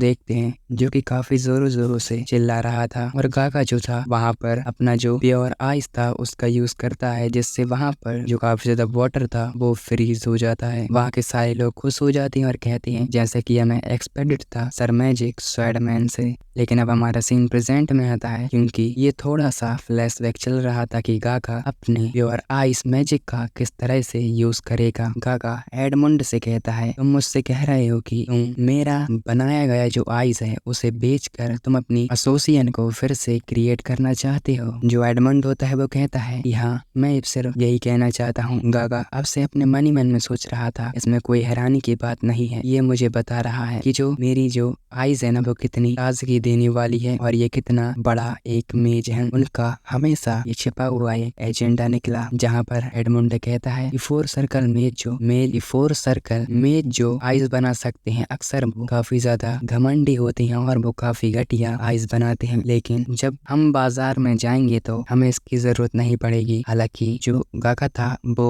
अपने मनी मन में कह रहा था ऐसा नहीं लगता कि ये कोई गलत इरादा है, ये सिर्फ अपने स्ट्रगल को और वो अपनी एसोसिएशन को फिर से क्रिएट करने के लिए ये सब कुछ कर रहा है। वो चालाक तो नहीं लगता, लेकिन मैं इसे फ्री में नहीं करना चाहता, मैं इसके बारे में बातचीत करना चाहता हूँ। गागा एडमंड से कहता है कि हम 730 क्यों नहीं कर लेते हैं, मेरा मतलब है कि 7% गागा का और जो 30 है वो एडमंड का। गागा कहता है क्योंकि मैं जो आइस है वो बनाऊंगा और तुम सिर्फ इसे बेचोगे, तो 70% मैं लूंगा और जो 30% है वो तुम्हारा होगा। लेकिन गागा अपने मन ही मन में कहता है ये देखते हुए कि ये कोई बुरा ऑफर तो बिल्कुल भी नहीं है, लेकिन इसमें मुझे काफी ज्यादा नुकसान होने वाला है, मुझे थोड़ी आगे बातचीत करनी चाहिए। एडमंड गागा से कहता है बर्फ बेचने के लिए मुझे कई सारे वाहनों की जरूरत पड़ सकती है, जैसे कि वैगन, और बर्फ को पिघलाने के लिए मुझे वैगन और मेज को खींचने के लिए कुछ काम करने वाले लोगों की जरूरत पड़ सकती है, इसलिए मैं चाहता हूँ कि तुम थोड़ा और इसे बढ़ा सको। गागा कहता है तो फिर ठीक है,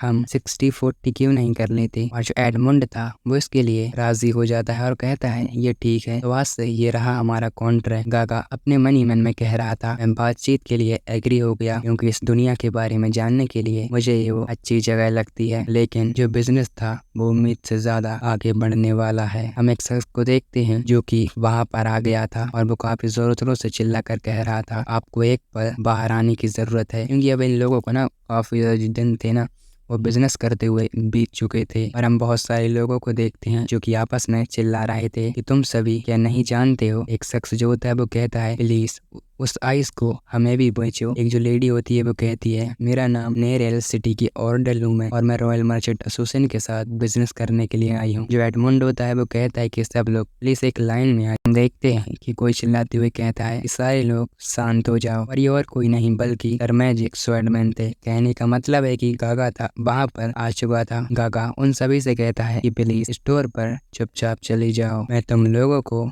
एक लास्ट वार्निंग दे रहा हूँ। बाकी सारे लोग थोड़े हैरान जो थे वो रह जाते हैं। एडमंड उन सभी से कहता है मर्चेंट एसोसिएशन इकट्ठा ही जो सामान है वो बेचता है, अगर तुम्हें छोटी अमाउंट खरीदनी है तो मुझे माफ करना, मैं तुम्हें ये नहीं दे सकता। हम फ्यूचर में जो छोटा बिजनेस है वो हम नहीं करने वाले हैं, इसलिए मुझे तुम लोग जो है वो माफ कर देना। जो लेडी नेहर होती है वो कहती है क्या तुम, मैं यहाँ तक जो इतनी दूर से ना आई हूँ, तुम मुझे ऐसे खाली तो बिल्कुल भी नहीं बेच सकते हो। वहाँ पर एक जो लड़का होता है वो कहता है कि तुम हमें थोड़ा ही सही लेकिन दे सकते हो। गागा जो होता है वो ने गुस्से से बस सिर्फ देख रहा था, वो सिर्फ कुछ नहीं कह रहा था। वो सारे लोग वहाँ से चले जाते हैं गागा कहता है तो ठीक है, तुम लोग यहाँ से जा रहे हो तो बाय और लौट कर यहाँ पर कभी भी मत आना। एडमंड जो होता है वो कहता है यहाँ तक कि उनमें से बाकी लोगों का सवाल भी यही है, तो प्लीज तुम सारे लोग लाइन में आ जाओ। हम 3 लोगों को देखते हैं जो कि वहाँ पर आ गए थे। पहला जो शख्स होता है ना वो बताता है कि मैं मैनजी मर्चेंट एसोसिएशन से हूँ। दूसरा आदमी कहता है मैं बेंजाबन हूँ और काउंट गिले फैमिली का बटलर हूँ। और जो तीसरा आदमी होता है ना वो कहता है कि मैं अरिस्टा फैमिली से हूँ। और जो एडमंड होता है वो अपने मन ही मन में सोच रहा था मैनजी मर्चेंट एसोसिएशन जो कि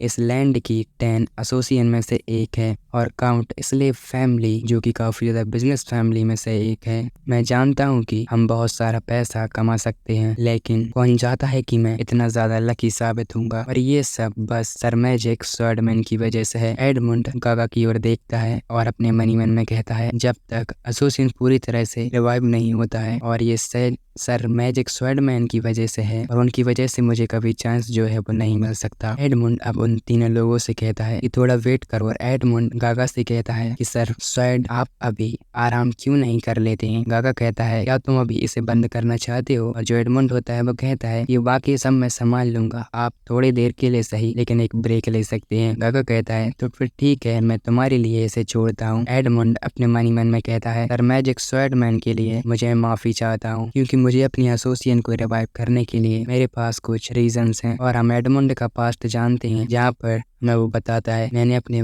मदर और फादर, ब्रदर और सिस्टर का बदला लेने के लिए मैं ये सब कुछ कर रहा हूँ। मुझे अपनी पूरी एसोसिएशन को रिवाइव करना है। जो एडमंड था वो काफी ज्यादा घायल वहाँ पर पड़ा हुआ था। बहुत सारे लोगों को उसके सामने मार दिया जाता है, बिल्कुल जैसे कि वहाँ पर एक वॉर हुआ हो। एडमंड हमें बता रहा था कि मर्चेंट एसोसिएशन को ड्यू के कारण ये सब कुछ सहना पड़ा, जिसने मर्चेंट एसोसिएशन को बर्बाद कर दिया, और मैं अब कभी भी गिव अप नहीं करूंगा। सो प्लीज मुझे आपकी मदद चाहिए होगी सर मैजिक स्वॉर्डमैन। हम गागा को देखते हैं जो कि अपने बिस्तर पर आकर लेट जाता है, और एडमंड अपने मनी मन में कहता है जब तक मैं कामयाब ना हो जाऊं मैं इसे अपने बदले को बुला नहीं सकता हूँ। गागा अपने मनी मन में कहता है बिजनेस काफी ज्यादा अच्छा चल रहा है और जो पैसे हैं वो भी आते हुए दिख रहे हैं। मुझे जल्द ही हैवियन के बारे में जो इन्फॉर्मेशन है वो भी इकट्ठा कर लेनी चाहिए। और हम देखते हैं कोई गेट पर आता है और गेट को खटखटाता है।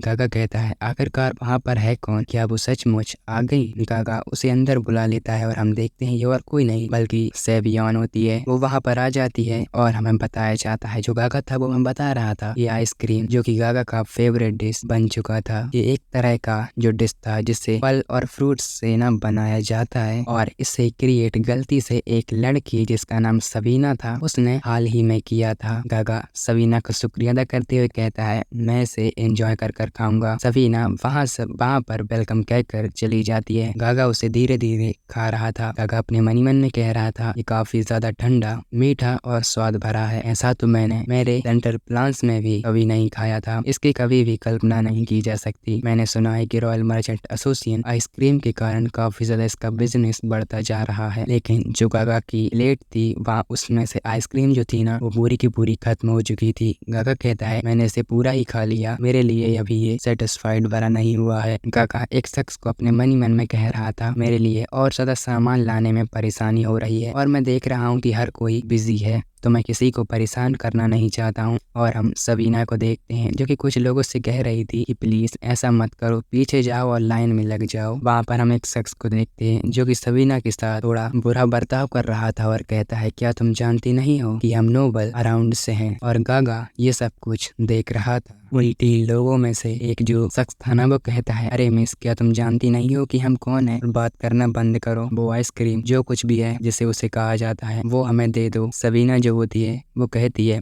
हमने, वो सारे लोग होते हैं ना वो कहते हैं कि हमने इसकी अफवाहें सुनी है तो प्लीज होने से पहले हमें ये दे दो, हम इसका जो टेस्ट है वो हम भी लेना चाहते हैं। लेकिन जो सबीना होती है वो कहती है रॉयल मर्चेंट एसोसिएशन लाइन में लगने वाले लोगों को ही आइसक्रीम बेचता है, तुम जैसे नोबल्स के लिए नहीं। सबीना कहती है तुम लोग प्लीज समझ क्यों नहीं रहे हो। और एक जो शख्स था उसे थोड़ा गुस्सा आता है और वो कहता है तुम क्या कह रही हो, या हम लोग गवर्नमेंट से नहीं है, हम सारे लोग नोबल्स हैं और हम लाइन में तो बिल्कुल भी नहीं लगेंगे। मैं पहले पहले से ही थोड़ा परेशान हूँ। तुम चाहती हो कि मैं नॉर्मल से किसानों के साथ शांति वाला बर्ताव करूँ और इनके साथ लाइन में लग जाऊँ, या तुम्हारी इच्छा भी है ऐसी? सबीना उन तीनों से कहती है, हम जो आइसक्रीम बनाते हैं उसे मैं पहले किसानों को ही देती हूँ, सिर्फ इसलिए क्योंकि वो किसान है, ना कि तुम जैसे नोबल्स को। और जो शख्स होता है वो कहता है, तुमने अभी क्या कहा? हम एक ग्रेट आदमी है, हम नोबल्स हैं, तुम हम लोगों की ऐसे ही बेइज्जती नहीं कर सकती हो। जो सबीना थी वो अपने मन ही मन में कह रही थी, यहाँ पर कुछ भी गलत होता है तो सर स्वैडमैन मेरे पीछे खड़े हैं, मुझे पता है कि वो मुझे बचा ही लेंगे। और वो उन सभी से कह देती है कि तुम्हारी इन बेतुका बातों में मैं नहीं आने वाली हूँ, ये हमारे नियम है जो कि मैं तुम्हें सिर्फ बता रही थी। जो वो शख्स होता है वो अपनी स्वॉर्ड को निकाल लेता है और सबीना के आगे कर लेता है और कहता है, तुम अच्छे से पेश आओगी या फिर मुझे बुरा बर्ताव करने पर मजबूर करोगी। लेकिन उसी का साथी जो होता है वो कहता है, तुम ये क्या कर रहे हो स्मेल, मैं इसे देखता हूँ। और जो वो शख्स होता है ना वो कहता है कि तुम हमारी डिग्निटी के बारे में कुछ भी नहीं जानती हो। सबीना इसे सुनकर थोड़ा हैरान रह जाती है और वो शख्स कहता है कि मैं चाहता हूँ कि तुम हमें वो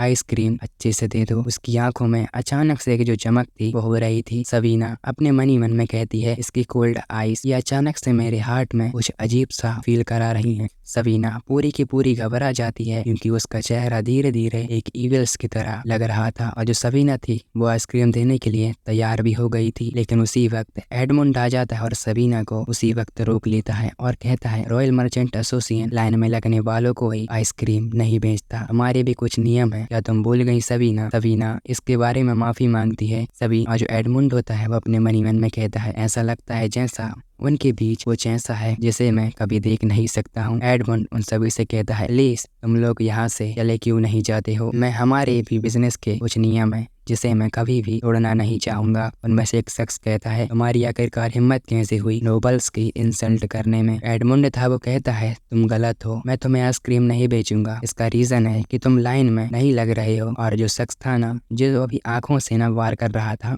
वो कहता है, आखिरकार तो इसका कारण क्या है? एडमुंड कहता है, इसका कारण है ड्यू। और जो शख्स होता है ना वो कहता है कि तुम मेरे फादर को आखिरकार कैसे जानते हो? और ये जो बच्चा था ना जो कि अभी आंखों से वार कर रहा था ये ही ड्यूक फैमिली का एक लड़का होता है। और वो कहता है, एक मिनट के लिए रखो, तुम मुझे जाने पहचाने से क्यों लग रहे हो और ये तुम्हारी आंखें? और वो तभी थोड़ा सा ईविल्स में आता है और कहता है, अरे याद आया, तुम तो रॉयल मर्चेंट एसोसिएशन के लेरी फेंग में से एक हो, मैंने सही कहा ना? और वो जो उसके दो टीममेट थे वो थोड़े घबरा जाती हैं और कहती हैं कि जब भी गुस्से में आता है ये हंसने क्यों लगता है? और जो वो शख्स था ना ड्यूक वाला वो कहता है कि तुमने हमारी इंसल्ट कर कर एक अपराध किया है, मैं तुम्हें इसकी सजा दूंगा और इसकी सजा होगी मौत। और वो शख्स एडमुंड पर वार कर देता है, लेकिन एडमुंड से पहले उसे निपटना पड़ेगा तुम्हें पता है गागा से। जो गागा था उसकी शॉट को काफी आसानी से अपने हाथ से ही उसने रोक लिया था। गागा उसे काफी ज्यादा पीछे धकेल देता है और जो शख्स होता है वो कहता है, क्या तुम भी अपनी मौत को ढूंढते हुए आए हो? गागा अपने मन ही मन में कहता है, ये तो होना ही था क्योंकि ये लोग यहाँ पर आइसक्रीम लेने के लिए आए थे और मैं अपनी दूसरी आइसक्रीम लेने के लिए आया था। हमने बस उनसे कहा है कि लाइन में लगने वाले लोगों को आइसक्रीम हम नहीं बेचते और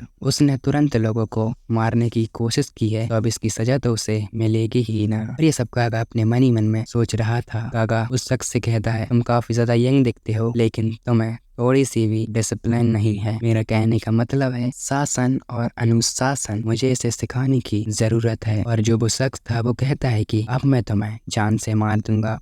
वो गागा की ओर अपनी स्वॉर्ड से हमला करता है, लेकिन जो गागा था वो तो सिर्फ एक ही जगह पर खड़ा होकर उसके हर एक वार को लगातार डॉज करते हुए जा रहा था। गागा कहता है, तुम इतनी कम उम्र में इतनी अच्छी स्वॉर्ड चला लेते हो, तुम्हारा तारीफ मैं करूंगा, लेकिन मैं तारीफ नहीं करूंगा क्योंकि अगर तुमने तारीफ की तो तुम थोड़े से घमंडी हो जाओगे। तो चलो मैं अब बताता हूँ कि मेरी स्किल तुम्हारे सामने क्या क्या कर पाती है। यही कारण है और यही इसका मतलब है। अब मैं तुम्हें बताऊंगा कि मैं अब क्या क्या कर सकता हूँ। हालांकि मैं कोई सोच वाला आदमी नहीं जो तुम पर थोड़ी दया वगैरह दिखा सके। गागा थोड़े गुस्से में आकर कहता है, मुझे अब तुम्हें डिसिप्लिन सच में सिखानी होगी। गागा अपनी एक उंगली को आगे करता है और कहता है, हैवी ऑन के लिए मैंने ये सब कुछ बुला दिया था और मैं ये लड़ाई झगड़ों से थोड़ा दूर जा चुका था, लेकिन अब शायद मुझे इसकी जरूरत पड़ सकती है। गागा 4 मिल्स की वाई का यूज करता है जिस हाथ से वो शख्स अभी स्वॉर्ड पकड़े हुए था उसके हाथ में एक होल हो जाता है। मेरा कहने का मतलब तो बिल्कुल भी सही है। उसके हाथ में एक जो गड्ढा था वो बन चुका था। वो शख्स जमीन पर पड़ा होता है। एडमुंड कहता है, आखिरकार तुम करना क्या चाहते हो? जो शख्स के वो दोनों लोग थे वो गागा को रोकने की कोशिश कर रहे थे, लेकिन गागा को रोकने की पावर उनमें तो बिल्कुल भी नहीं है। गागा उस शख्स के आगे बढ़ते हुए चले जा रहा था। गागा अपने मन ही मन में कहता है, तो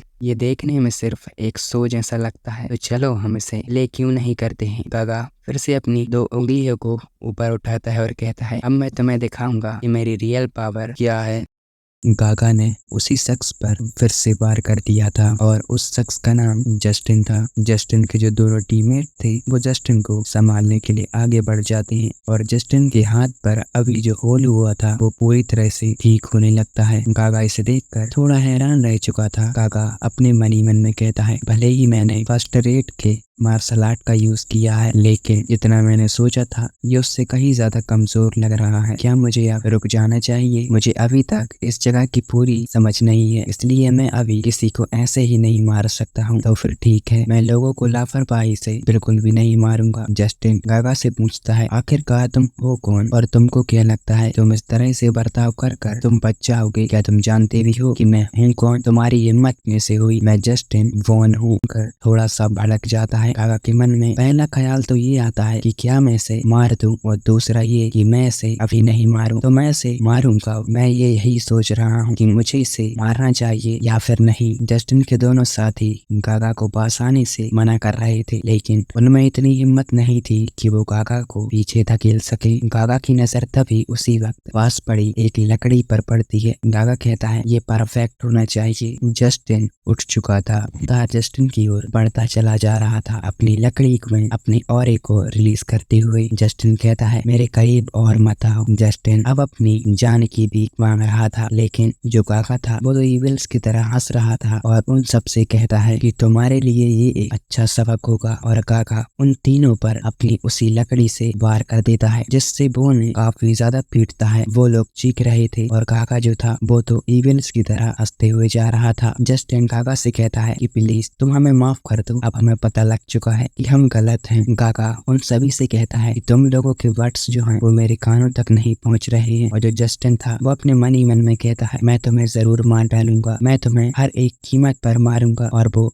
जस्टिन जो था वो चिल्लाते हुए कहता है, अब हमें पता लग चुका है कि हम ही गलत थे, अब हम ऐसा कभी भी नहीं करेंगे। गागा अपने मन ही मन में कहता है, मुझे पता था कि कोई भी फर्क नहीं पड़ता कि मैं अभी कहाँ हूँ, लेकिन पिटाई अच्छों को सुधार देती है। गागा अब उन सभी से कहता है, तो अब से मेरी बात पर ध्यान रखना कि हमेशा केयरफुल होकर चलना। हमारा सीन एक कैसल पर शिफ्ट होता है, जहाँ पर हम एक किंग की मीटिंग को देखते हैं, जहाँ पर एक शख्स जो होता है वो कहता है, कुछ ही दिन पहले हमें सुर्खियों में एक किंगडम पर तैनात एक जो रिपोर्ट है हमें वो मिली है, और ये जो शख्स था वो काउंट स्लेव था। अब एक और शख्स को देखते हैं जो कहता है, स्लेव तुम मुझसे कहो क्या कह रहे थे? और ये जिस शख्स को अभी तुम देख रहे हो ये किंग टोमी लोवा है, और इसे तुम आई भी कह सकते हो।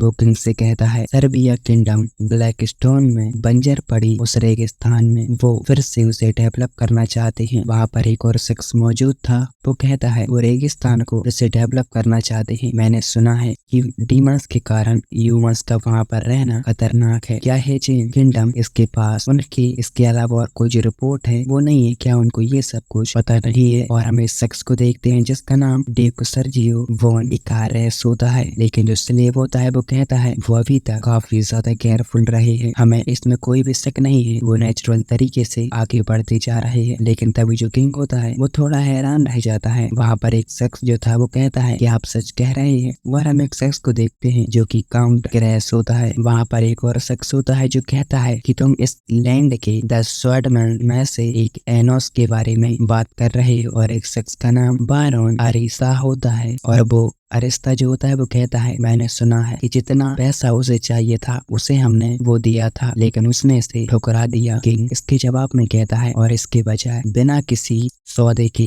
वो अब घूम रहा है। ऐसा कोई आदमी नहीं है जो एजेंट के बारे में नहीं जानता। जो क्रेस होता है ना, वो कहता है कि अगर ये पैसा उसके लिए जरूरी होता तो वो इसे पहले ही नहीं ले लेता। उसके लिए क्या प्यार जरूरी है या फिर कुछ और? मुझे आप बताइए, आखिरकार जो सच है वो क्या है? जो किंग होता है वो कहता है, उसे किसी से आखिरकार प्यार हो गया है, तो आखिरकार वो है कौन? बैठे हुए थे वो कहती है, वो वही आदमी है जिसे तुम काफी अच्छी तरह से जानते हो, किंग की उसकी यंग सिस्टर स्लेव बताते हुए कहता है कि वो प्रिंसेस डेफिन है, और कोई कहता है तुम कह रहे हो कि वो अपनी लिटिल सिस्टर को ऐसे पालते हैं कि उनकी कीमत विरासत में हो, क्या तुम उसे ऐसे ही जाने दोगे? लेकिन कोई कहता है ऐसा लगता है कि वो अपना असली रंग दिखाने पर ही आ गया है। किंग उन सभी लोगों से कहता है ये सच है कि हे जॉन, इस किंगडम के पास एक स्वॉर्डमैन है। स्लेव इसके जवाब में कहता है ये पॉसिबल हो सकता है क्योंकि हमारे पास इस लैंड पर ट्राई करने के अलावा एक ऐसा गोल है जिसे हम शासनकाल के बाद भी अचीव करने में बार बार फेल रहे हैं। किंग अपने मनी मन में कह रहा था एजियन किंगडम के बारे में ये बात कर रहे हैं, लेकिन ये काफी जोरों तोरों से डेवलप हो रहा है, और दक्षिण में सर्बिया किंगडम जो कि वो भी डेवलप होने पर ही तुला है, और पश्चिम के पार जेवा किंगडम जो लगातार एक्टिव होता जा रहा है और डेवलप भी होता जा रहा है। किंग कहता है तो तुम लोगों को मैं सजेस्टिंग चाहता हूँ कि तुम लोग आखिरकार कहना क्या चाहते हो। उनमें से जो एक शख्स था जो कि बीचों बीच बैठा हुआ था जिसका नाम वॉन इकारोस था,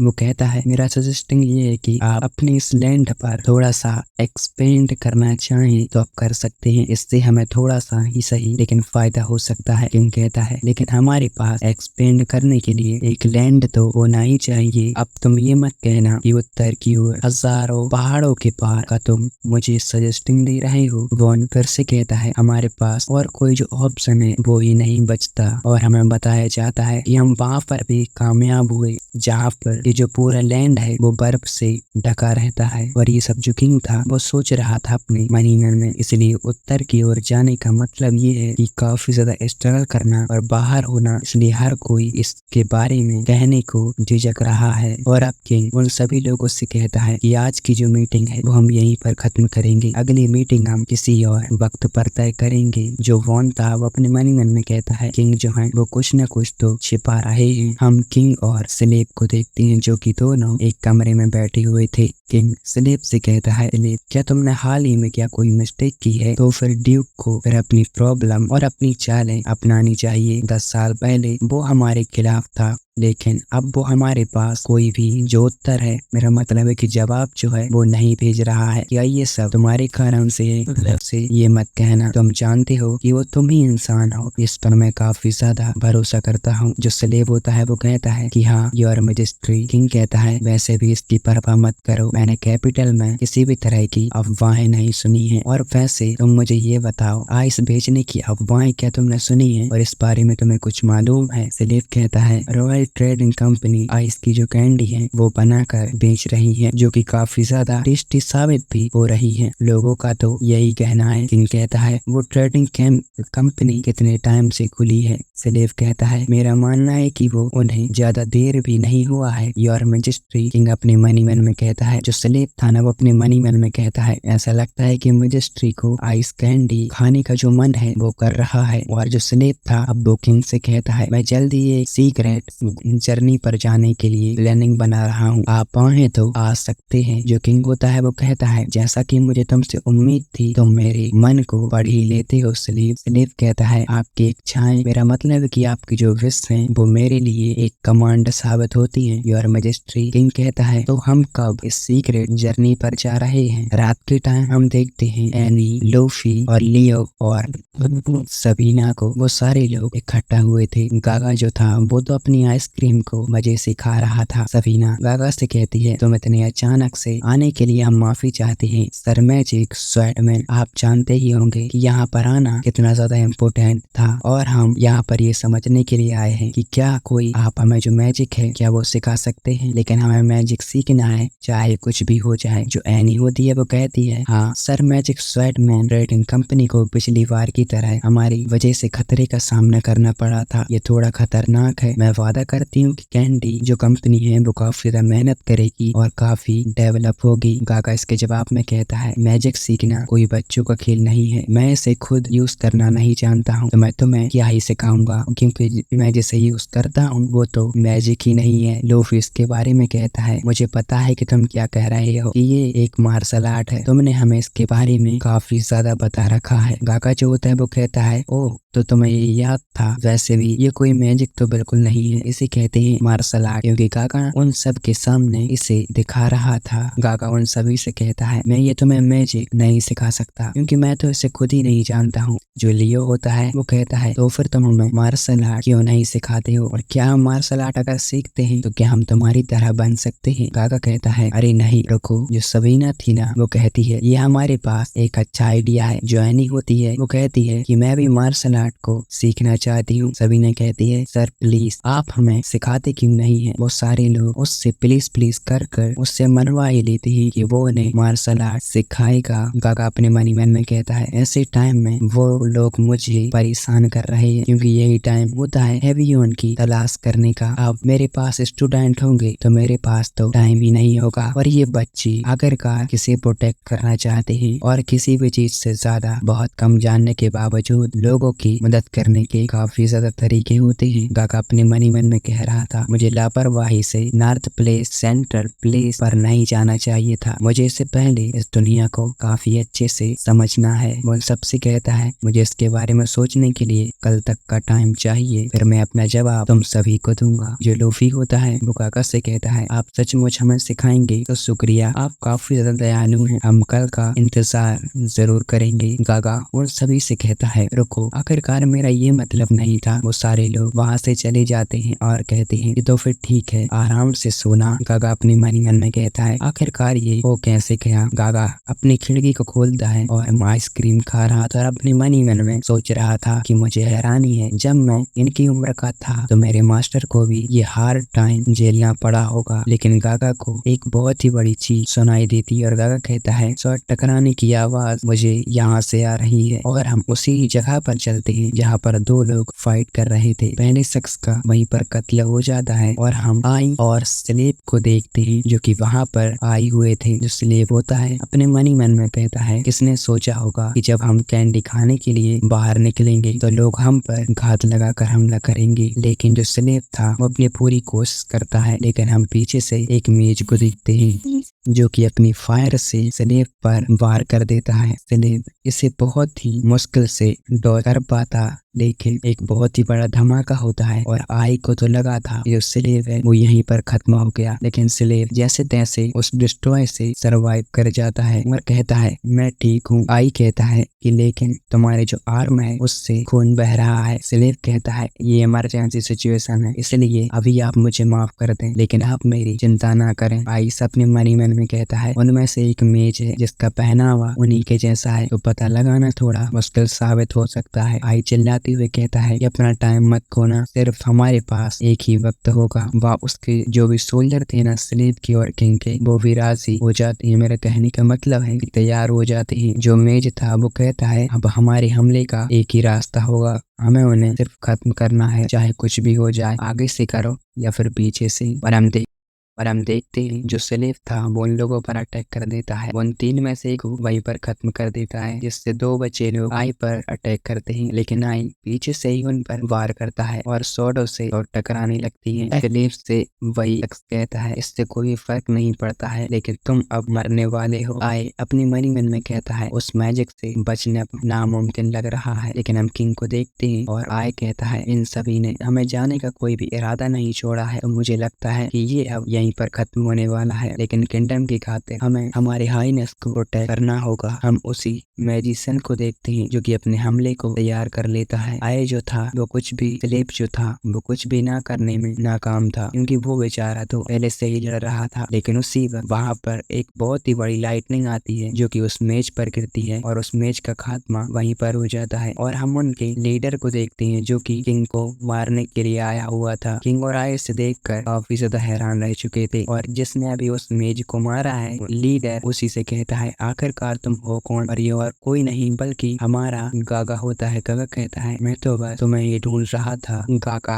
काफी तेजी से नीचे आते हुए कहता है, बहुत टाइम हो गया जब से मैंने खुले हुए मून को नहीं देखा है। उस शख्स के वो काफी तेजी से पीछे आता है और उसके एक टीम मेंबर को वहीं पर खत्म कर देता है और उसे ये दिखा भी नहीं था। गागा कहता है, लेकिन यहाँ इतना शोर था कि मुझे मजबूरन यहाँ पर आना पड़ा। गागा उस उसके पीछे जाता है और जैसे ही वो पीछे देखता है गागा उसके आगे आ जाता है। गागा कहता है बस मुझे तुम्हें खत्म करने की जरूरत है, बात खत्म। लेकिन जो शख्स होता है ना वो लीडर, वो अपने मन ही मन में कह रहा था इसकी मूवमेंट पर मैं नजर रख रहा था लेकिन मेरी नजर चूक गई, मैं इस पर नजर भी नहीं रख पाया, ये कोई नॉर्मल इंसान नहीं लगता है, हमें केयरफुल होना होगा। लेकिन हम नंबर्स में काफी ज्यादा कम है, हमें किंग को सिर्फ मारना है और यहाँ से बचकर चले जाना है। और जो लीडर होता है ना अपने सभी लोगों से कहता है मैं इसका ध्यान रखूंगा, तुम लोग आगे बढ़कर किंग को जल्द ही खत्म कर दो। लेकिन जो गागा था वो कहता है मैं यहाँ तुम्हारे लिए ही आया था और तुम मुझसे भाग क्यों रहे हो। लेकिन जो शख्स था वो थोड़ा चिल्लाते हुए कहता है तुम्हें क्या लगता है कि तुम ऐसे ही जिंदा यहाँ से जाने में कामयाब हो जाओगे। वो उस पर अटैक कर देता है लेकिन गागा ने भी अपनी जो स्वॉर्ड थी वो निकाल ली थी। गागा ने उसके हमले को काफी ज्यादा आसानी से रोक लिया था और जो वो लीडर था वो अपनी पूरी जान लगा रहा था गागा को खत्म करने के लिए। वो एक काफी बड़ा वार भी करता है लेकिन गागा उसे काफी आसानी से डॉज कर लेता है। लेकिन गागा उस पर पलट वार अभी नहीं कर रहा था। वो लीडर लगातार गागा पर हमला किए जा रहा था। गागा उसके हर एक हमले को डॉज एंड ब्लॉक करते हुए जा रहा था। गागा उसके ब्लेड से अपनी ब्लेड को टकराता है जिससे एक थोड़ा धमाका वहां पर हो जाता है। उनकी फास्ट विथ मूवमेंट के साथ काफी ज्यादा जो फाइट थी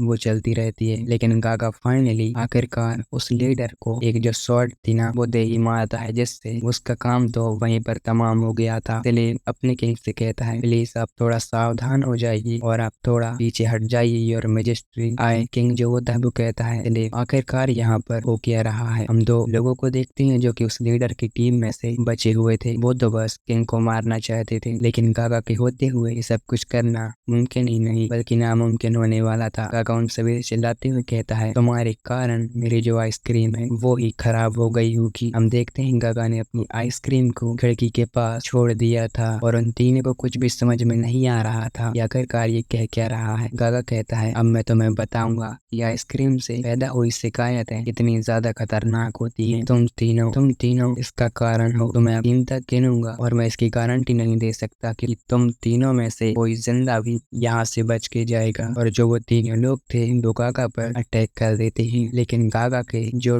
2 वर्ड्स थे वो हो गए थे और गागा जैसे ही 3 कहता है वो तीनों लोग गागा के काफी ज्यादा पास आ चुके थे। गागा उसी में प्रोटेक्ट क्यूआई का यूज करता है जिससे वो उनके हमले से तो बच जाता है लेकिन वो बेचारे अपोनेंट वाले वो 2 कुत्ते की मौत मारी जाती है। गागा ने उसे काफी बेरहमी से मारा हुआ था कि हमें पैनल्स में भी काफी धुंधला दिख रहा था, हमें उनकी सिर्फ चीखें ही दिख रही थी। गागा ने उन्हें इतनी बेरहमी से मारा था। स्लेव कहता है आखिरकार ये वो कैसे सा है। गागा कहता है यही तो मेरा बदला लेने का तरीका है, तुम्हारी वजह से मेरी जो आइसक्रीम है वो खराब हो गई। स्लेव कहता है मैजिस्ट्री क्या आप देख रहे हैं। और जो गागा था वो उन सबको खत्म कर बिना किंग से मिले वहां से चला जाता है। स्लेव कहता है वो यहाँ से चला गया। आई कहता है स्लेव उसने मेरी जान बचाई है, आखिरकार वो पर्सन है कौन। स्लेव कहता है आपकी विश मेरी कमांड है योर मैजेस्टी। हमारा सीन शिफ्ट होता है जहाँ पर एक एडमुंड से कह रहा था कि वो उन लोगों को स्टडी जो मैजिक है वो सिखा रहा है। एडमुंड कहता है स्टडी मैजिक, या आखिरकार ये कैसा वर्ड है, शायद वो बच्चों को पढ़ा रहा है, शायद ये काम सर स्वेडमैन का हो सकता है। और वो शख्स कहता है हाँ आपने सही कहा, मेरी फैमिली भी मैजिक सीखना चाहती थी लेकिन वो नहीं सीख सकी, लेकिन वो इन 4 बच्चों को मैजिक सिखा रहा है। एडमुंड थोड़ा सा डिप्रेशन में आता है और कहता है ये तो होना ही था। और जो शख्स वहाँ मौजूद था वो अपनी मनी मन में कहता है शायद वो बहुत ज्यादा काम कर थक गए हैं। ऐसे बहुत लोग होते हैं जो मैजिक सीखना चाहते हैं लेकिन वो इस मैजिक को कभी सीख ही नहीं पाते हैं, लेकिन किस्मत से वो उन बच्चों को तो सिखा ही रहा है। एडमुंड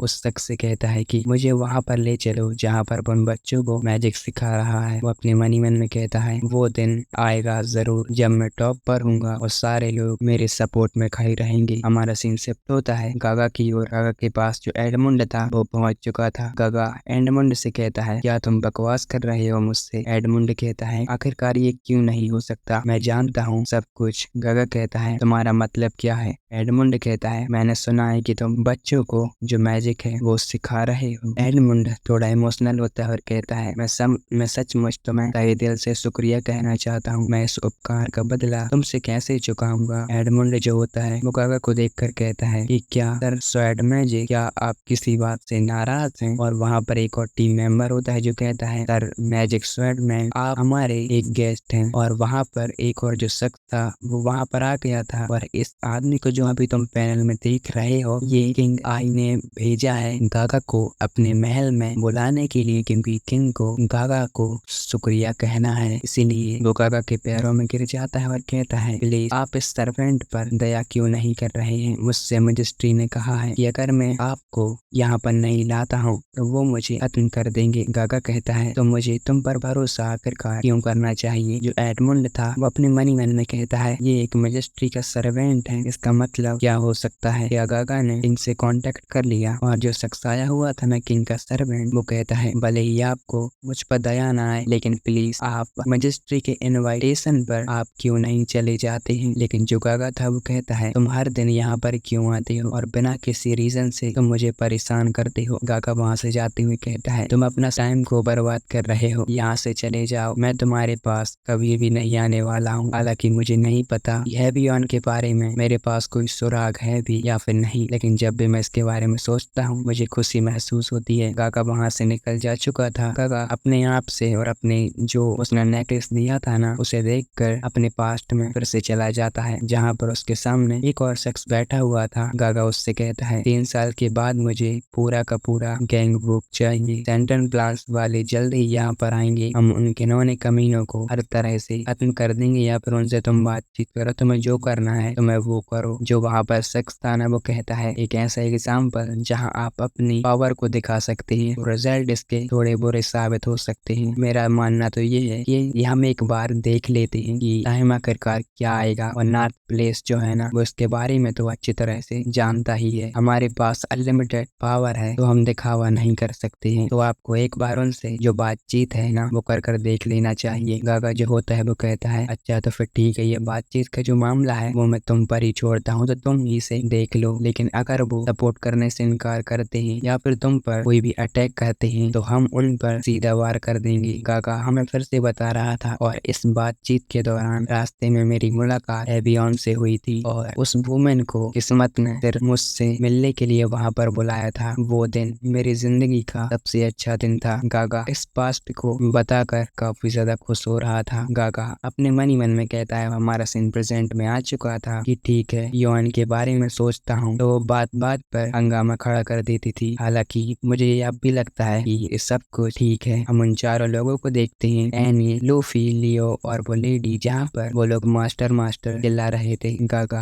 अपने मन ही मन में कह रहा था बहुत सी बातें हैं जो कि मुझे सोचना है। हम कैसल की तरफ आते हैं जहाँ पर आई किंग जो होता है वो बैठा हुआ था और कहता है और उसने तुम्हारे प्रपोजल को फिर से मना कर दिया। किंग का जो सर्वेंट था वो कहता है मैं इसके लिए माफी चाहता हूँ आई ने। और जो आई होता है वो कहता है जितना ज्यादा हो सके मैं उसके बारे में उतना सोच रहा था, लेकिन वो मुझे हर बार डिसरिस्पेक्ट करता है और वो तुम्हें जाने के लिए कहता है। मैं अपनी जान बचाने के लिए उसे शुक्रिया कहना चाहता था। वो सर्वेंट जो होता है वो कहता है मैं कल फिर से जाऊंगा और उनसे बात करूंगा। लेकिन किंग कहता है तुम्हें बार बार वहाँ पर जाने की कोई भी जरूरत नहीं है। लेकिन बाहर से आवाज आती है कि हाय ने जो प्रिंसेस सील्डे हैं वो यहाँ पर आ रही है। और जो आय था ना वो अपने सर्वेंट को यहाँ से जाने के लिए कहता है और सील्ड जो थी ना वो वहाँ पर आ चुकी थी। और सील्ड वहाँ पर आते हुए अपने फादर को देखती है और कहती है फादर आपकी जो तबीयत है वो थोड़ी मुझे ठीक नहीं लग रही है, आखिरकार बात क्या हो गई है। जो आय होता है ना वो वहीं पर बैठ जाता है और उस सील्ड थी उसी के पास में आकर बैठ जाती है। जो सील्ड होती है अपने फादर से कहती है क्या आप ठीक है, क्या आपको कहीं पर चोट लगी है। और जो आय होता है वो कहता है नहीं नहीं ऐसा तो कुछ भी नहीं हुआ है, तुम्हें इसके बारे में चिंता करने की जरूरत ही नहीं है। सील्ड कहती है लेकिन उस मैजिक स्वॉर्डमैन ने आपके इनविटेशन को मना कर दिया। आय कहता है मेरे पास का कोई भी सुराग नहीं है, मैं अपने पास उसे रखना चाहता हूँ क्योंकि वो काफी स्किल यंग, लेकिन वो मेरे बुलाने पर मेरे जवाब का